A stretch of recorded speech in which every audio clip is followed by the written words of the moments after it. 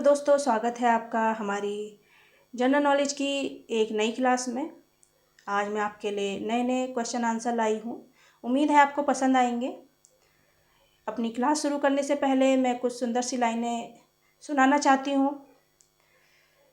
जब आँखों में अरमान लिया, जब आँखों में अरमान लिया, मंजिल को अपना मान लिया, मंजिल को अपना मान लिया। है मुश्किल क्या, आसान क्या, है मुश्किल क्या, आसान क्या, जब ठान लिया तो ठान लिया।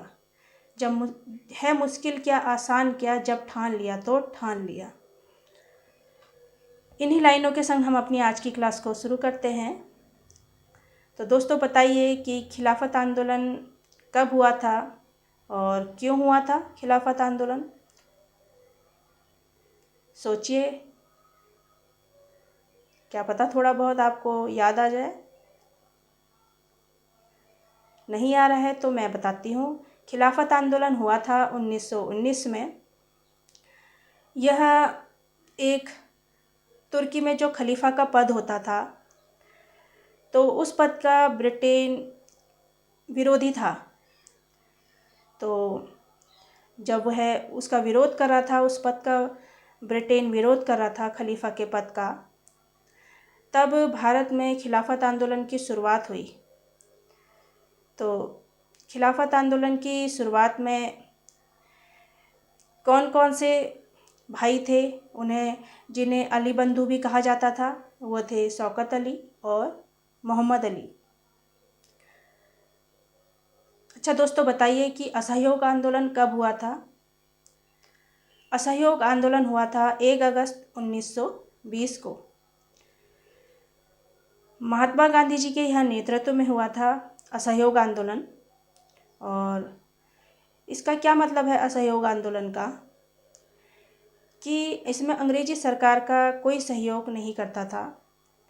इसमें वकीलों ने वकालत छोड़ दी, अध्यापकों ने पढ़ाना छोड़ दिया, भारतीयों ने टैक्स देना भी बंद कर दिया था। अच्छा दोस्तों, बताइए कि सविनय अवज्ञा आंदोलन की शुरुआत कब हुई थी। सविनय अवज्ञा आंदोलन की शुरुआत हुई थी 12 मार्च 1930 से 6 अप्रैल 1930 तक। दांडी मार्च यात्रा भी इसी टाइम पे हुई थी। इस आंदोलन में जब वहाँ का वायसराय था लॉर्ड इरविन, तो महात्मा गांधी जी ने 11 सूत्रीय मांगे रखी थी। और लॉर्ड इरविन जो वायसराय था उस टाइम पे, उसने ये 11 सूत्रीय मांगे पूरी करने से मना कर दिया था। 11 सूत्रीय मांगे क्या हैं, ये मैं आपको अगली क्लास में बताऊंगी। हम उससे आगे पढ़ते हैं अभी। अच्छा, जब सविनय अवज्ञा आंदोलन चल रहा था, तब 3 गोलमेज सम्मेलन भी हुए। कब हुए थे ये 3 गोलमेज सम्मेलन, कब कब हुए थे? 1930, 1931 और 1932 में। और कहाँ हुए थे ये तीनों गोलमेज सम्मेलन? ये लंदन में हुए थे। और इन तीनों गोलमेज सम्मेलन में किसने भाग लिया था? तीनों गोलमेज सम्मेलन में इसमें भाग लिया था भीमराव अंबेडकर जी ने। महात्मा गांधी जी किस गोलमेज सम्मेलन में शामिल हुए थे? वो हुए थे दूसरे गोलमेज सम्मेलन में। अच्छा, ये गोलमेज सम्मेलन हुआ कहाँ था? लंदन में हुआ था। और उस समय इंग्लैंड का प्रधानमंत्री कौन था? Ramsay MacDonald. अच्छा, गांधी जी अफ्रीका कब गए थे? 1893 को। और क्यों गए थे? क्योंकि वह एक केस लड़ने गए थे। और जब गांधी जी अफ्रीका में थे, तब उनकी उम्र थी 24 साल। और जब वह वापस लौटे तो वह 45 साल के एक अनुभवी वकील बन चुके थे। अच्छा दोस्तों, बताइए कि गांधी जी का पहला सत्याग्रह कब हुआ था।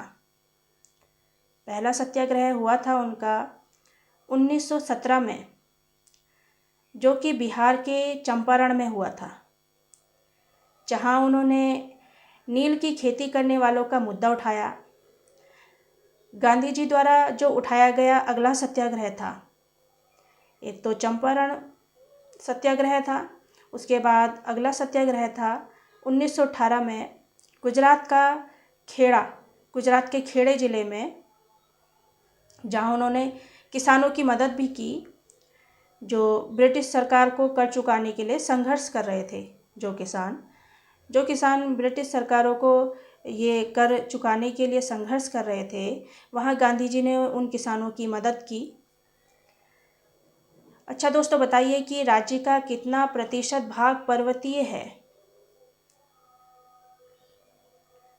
अच्छा दोस्तों, आपको लग रहा है ना कि हम डिफरेंट क्वेश्चन आंसर कर रहे हैं, तो इससे हमारे सारे सब्जेक्ट की एक साथ पढ़ाई हो जा रही है।